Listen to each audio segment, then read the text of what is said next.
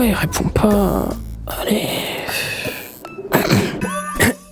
Aujourd'hui, on participe à une collab interplanétaire. Pour que toi, derrière ton écran, tu puisses y participer la prochaine fois. Laisse-moi t'expliquer. Cet été, alors que je pleurais sur le poulet telle une victime, Big L, un membre du Water Gang, Togram, m'a envoyé un message m'invitant à participer à la plus grande collab d'animateurs de la Terre entière. La deadline, le 18 septembre. Ouais, j'ai bien fait les choses. Vous pourrez voir en fin de vidéo le résultat, si j'ai été sélectionné ou non. La collab est un cycle de course. La 2D et la 3D sont autorisées. Donc, je vais faire les deux.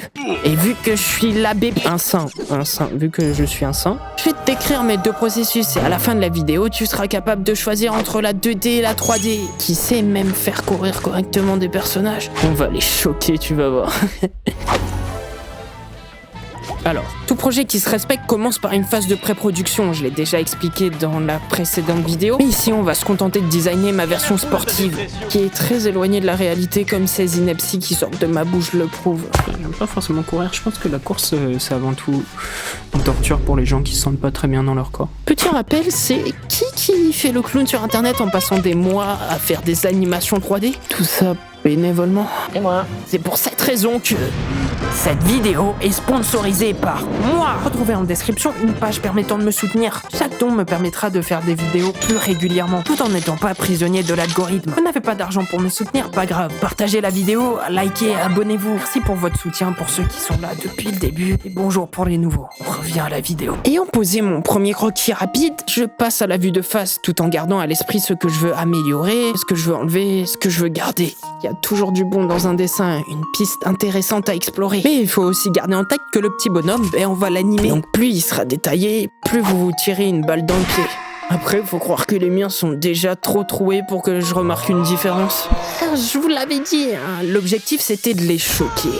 Et le voici, mon Dirty Runner qui comporte 3 retards à animer. Les ficelles, les détails du bandana et le débardeur. Pour illustrer très simplement les retards, on peut prendre ce robot qui bouge avec cette petite antenne. Vous voyez bien que l'antenne suit le mouvement du robot avec un retard tout simplement. Et les éléments comme les cheveux, les habits rajoutent donc une complexité.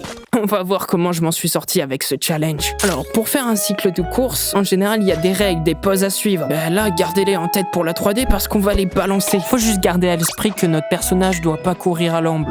En gros, vas-y, lève-toi et marche. Tu remarques bien que la jambe levée est toujours en opposition avec ton bras levé. Et c'est encore plus flagrant avec la marche militaire.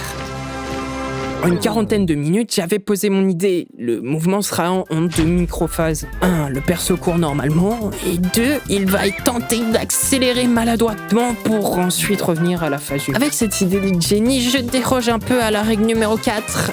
La boucle doit faire 24 images. Mais on aime le risque ici, et puis 48 ça reste un multiple de 24, bravo les maths. Faire en fin de vidéo si j'étais pris. Bref, j'ai décapité mon tarti et j'ai avancé. On en est rendu à là. On a le début d'un brouillon un peu plus propre, sauf que je suis en blocage un peu. J'arrive pas à avancer. Ce que je vais faire, c'est que je vais prendre cette première image et je vais la clean. Et oui, j'ai une manière un peu spéciale de travailler. Normalement, le tie-down, aussi appelé la mise au modèle, se fait une fois que le premier passage de brouillon est complètement posé. Or, dans ma propre méthode de fonctionnement, mettre au propre la première image, la cleaner, m'aide souvent à avancer dans la pyramide d'étapes. Mais je pourrais dévoiler dans de futures vidéos la méthode que j'ai apprise lors de mes études.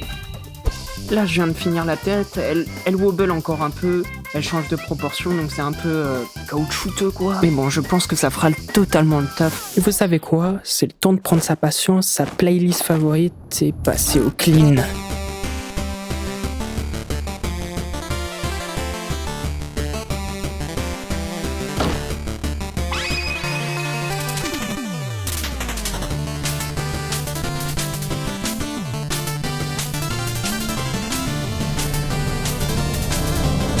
Environ 8 heures plus tard, le line est enfin terminé. Il manque plus que la colo. Nous sommes en terre inconnue. Non, pas terre inconnue. Terre inconnue. Un truc que je maîtrise pas en gros. Et ce qui était bien trop gros, c'était mon ego quand j'ai commencé cette partie du challenge. Bon, ça va être galère pour le challenge. On va les choquer. L'objectif, c'était de les choquer. Dernière règle, ce n'est pas un concours. Amusez-vous lors du processus. Si cette phase dédiée à la 3D s'était passée comme prévu, je vous aurais expliqué que c'est bien plus rapide, malgré la pré-production qui est plus longue, étant donné qu'on doit créer le personnage et lui faire une armature, mais qu'on peut naviguer et réutiliser à notre guise ce qu'on l'a créé sous tous les angles possibles. Cependant, par pure volonté de prouver une soi-disant valeur, je suis plus en cours, mais j'ai pas besoin de ça pour réussir. Je suis tombé dans l'empilage de défis sur un médium qui était nouveau pour moi. Tenter de modéliser différemment sans tuto, faire des textures peintes avec un nouvel add-on, utiliser également un nouveau plugin, Recreator, pour faire l'armature de mon personnage, avoir un chara-design bien plus complexe que la dernière fois. Hop, bah attends, ça tient pas très bien. Mais pourquoi il y a aucun truc qui fonctionne? C'est terrible. C'est les outlines que j'émerge sans faire exprès, je crois. Oh non. J'ai pas envie de refaire. Ah ouais, pas mal ça. Tu t'amuses bien là. Je vous le dis honnêtement, j'avais envie que d'une chose. Abandonner. Ronan avait raison, j'arriverai à rien. Même mon abonné qui m'a envoyé cette vidéo, cette personne, elle croyait en moi. Elle a envie de voir ce que j'ai fait, ça veut dire que c'est pas si mal. Bon, allez, venez. On reprend cette petite pyramide de défis et on enlève quelques blocs. On finit ce projet. C'est déjà un grand défi en soi. J'ai du coup refait mes textures et commencé à riguer par moi-même, sans add-on. Juste le nécessaire pour mon projet. Un mot d'ordre, simple pour apprendre. Il est trop mignon comme ça, je l'aime trop. Fais gaffe, t'as oublié de mettre des épaules. Et après avoir bataillé pour que mon perso arrête de se mettre à poil, putain mais what the fuck, j'ai pu me mettre à animer. Comme je disais, pour faire un cycle de course, on peut suivre des poses bien précises. La principale différence avec le cycle de marche, en plus de la vitesse d'exécution, c'est que le perso va décoller ses deux pieds. On aura donc une pose de contact, la pose où il y aura l'appui, une pose basse, où ça sera le plus bas du mouvement, la pose de passage, où le personnage va changer de jambe, et la pose haute où il va se propulser pour après arriver en l'air, pour revenir finalement à une deuxième pose de contact. Et on fait de même pour la deuxième jambe, et on a notre boucle.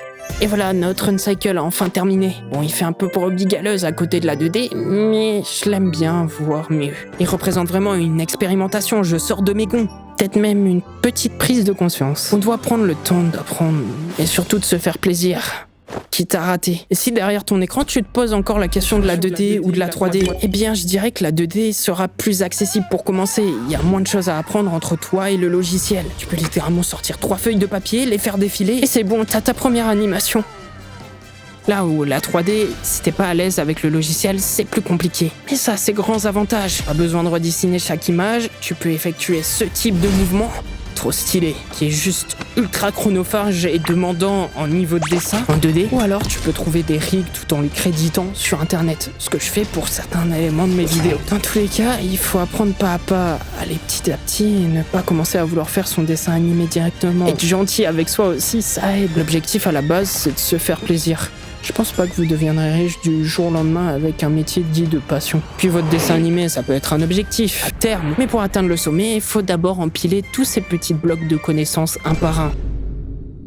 En tout cas, si vous voulez voir quelqu'un qui galère à empiler ses blocs un par un, bah vous êtes sur la bonne place. Et je vous invite à faire de même. Allez, je vous mets le résultat de la collab. Et non, ici, tartie de montage, et les flops s'enchaînent, on va le dire. Le résultat de la collab, il est pas encore sorti, alors qu'on est le 20 octobre. Parce que très bêtement, dans ma petite tête, j'ai omis le temps qu'il fallait pour rassembler plus de 500 candidatures pour mettre en place une collaboration. Voilà, je suis un peu débile. Du coup, le résultat, vous le verrez sur le compte de 3Verange. Par contre, ma candidature a bien été prise et acceptée. Donc voilà, n'hésitez pas à suivre mon Insta pour voir cette collaboration. Et en plus, je publie des petites BD, donc c'est cool. Abonne-toi si t'aimes l'eau et on se retrouve à la prochaine vidéo.